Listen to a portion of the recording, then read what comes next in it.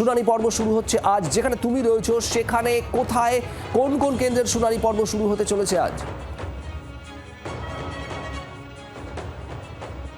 একেবারে দেখো, ভাটপাড়া এবং ব্যারাকপুর শিল্পাঞ্চলে বিভিন্ন যে বুথগুলো রয়েছে সেই বুথগুলো কিন্তু ইতিমধ্যেই একেবারেই তৈরি হয়ে গিয়েছে। আর মাত্র হাতে কয়েক গোনা 2 ঘন্টা সময়, তার মধ্যেই কিন্তু প্রত্যেকে তারা চলে আসবেন। যাদের শুনানিতে ডাকা হবে তারা কিন্তু আসবেন এবং এসে এখানে নির্দিষ্ট নথি দিয়ে তারা কিন্তু তাদের পরিচয়পত্র তারা দিয়ে যাবেন। এর মধ্যেই কিন্তু যেহেতু এই শিল্পাঞ্চলে প্রথমবার এই ধরনের শুনানি পর্বের মুখোমুখি হতে চলেছে যারা শুনানির ডাক পেয়েছেন তাদের মধ্যে স্বভাবতই উৎকণ্ঠা কিছুটা রয়েছে। কিন্তু আর কিছুক্ষণের মধ্যেই যারা এখানে শুনানি নেবেন, অর্থাৎ মাইক্রো অবজারভার থেকে আরম্ভ করে বিএলও বিএলআরও যারা আছেন, প্রত্যেকেই কিন্তু এখানে এসে উপস্থিত হবেন এবং তার যে চূড়ান্ত প্রস্তুতি, সেই চূড়ান্ত পর্ব কিন্তু এই মুহূর্তে শুরু হয়ে গিয়েছে। আমি যেখানে দাঁড়িয়ে রয়েছি, তুমি দেখতেই পাবে ছবিটা, অনেকেই কিন্তু এখনো তাদের যে নাম আছে কিনা বা সেটা কিন্তু দেখার জন্য তারা কিন্তু ইতিমধ্যেই চলে এসছেন বিভিন্ন যে জায়গাগুলোয় যেখানে তাদের ডাকা হবে সেইখানে। সেটা নিয়ে কিন্তু এই মুহূর্তে টান টান উত্তেজনা কিন্তু ব্যারাকপুর শিল্পাঞ্চল জুড়ে রয়েছে।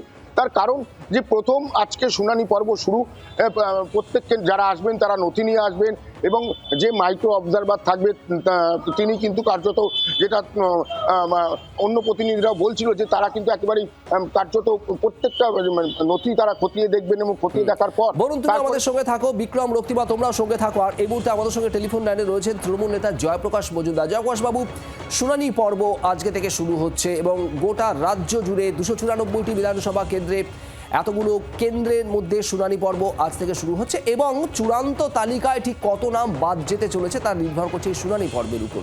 সব মিলিয়ে কি বলবেন? না, এটা তো বুথওয়ারি শুনানি হওয়ার কথা। ইলেকশন কমিশনের যে ম্যানুয়াল আছে সেই ম্যানুয়াল অনুযায়ী কারণ বুথের থেকে বেশি দূরে কোনো লোককে যাওয়ার কথা নয়, সে ভোট দেওয়াই হোক আর ভোটার লিস্টে নাম তোলার জন্যই হোক। এটাই হচ্ছে ভারতবর্ষের ইলেকশন কমিশনের ম্যানুয়ালের লিপিবদ্ধ নিয়ম। এখন নতুন ইলেকশন কমিশনের সব লোকজন এসছে, বিজেপির হয়ে কাজ করছে। সাধারণ মানুষের হ্যারাসমেন্টের জন্য তাদের কোনো চিন্তা নেই, তারা বিধানসভা ওয়াইজ করছে। এমন এমন জায়গা আছে গ্রামাঞ্চলে যেখানে বাড়ির থেকে বিধানসভার যে এসডিওর অফিস বা যেসব জায়গায় হয়েছে সেসব জায়গায় কারুর হয়তো 10 কিলোমিটার 15 কিলোমিটার দূরে। এটা তো একটা অত্যাচার যে আমি নাম তুলবো, যেটা গণতান্ত্রিক অধিকার, তার জন্যে তাদের সারাদিন ব্যয় করে যেতে হবে, গিয়ে দাঁড়িয়ে থাকতে হবে। এখন অনেক জায়গায় খুবই শীতের সময় বাড়ির থেকে গিয়ে আর তারপরে কিভাবে কত তাড়াতাড়ি করবে না ঘোরাবে, এই হ্যারাসমেন্টটা মানুষ কিন্তু উগরে দেবে সামনের নির্বাচনে বিজেপির বিরুদ্ধে। কারণ বিজেপি এবং ইলেকশন কমিশন মিলে এই মানুষের গণতান্ত্রিক অধিকার দিয়ে ছিনিমিনি খেলছে এবং চূড়ান্ত হ্যারাসমেন্ট করার দিকে চলছে। যাই হোক, আমাদের সমস্ত কর্মীরা এইসব লোকের পাশে আছে, তারা সাহায্য করবে।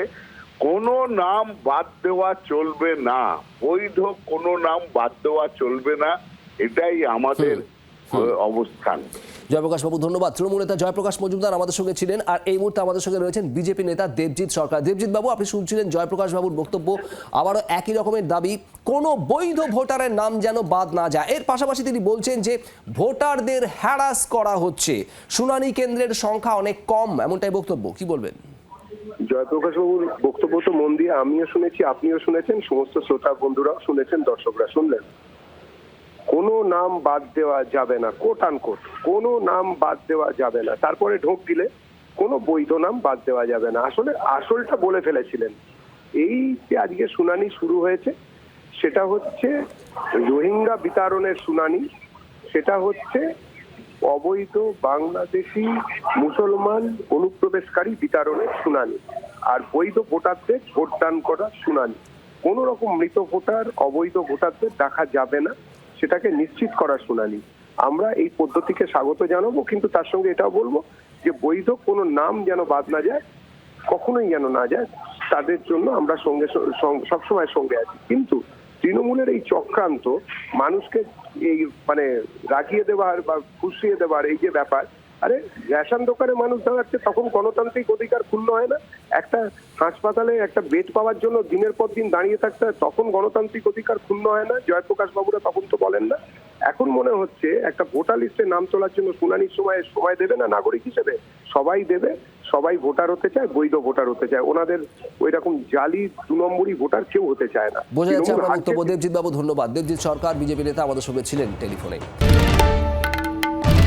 বাংলার আওয়াজ, বাঙালির আবেগ, জি 24 ঘন্টা।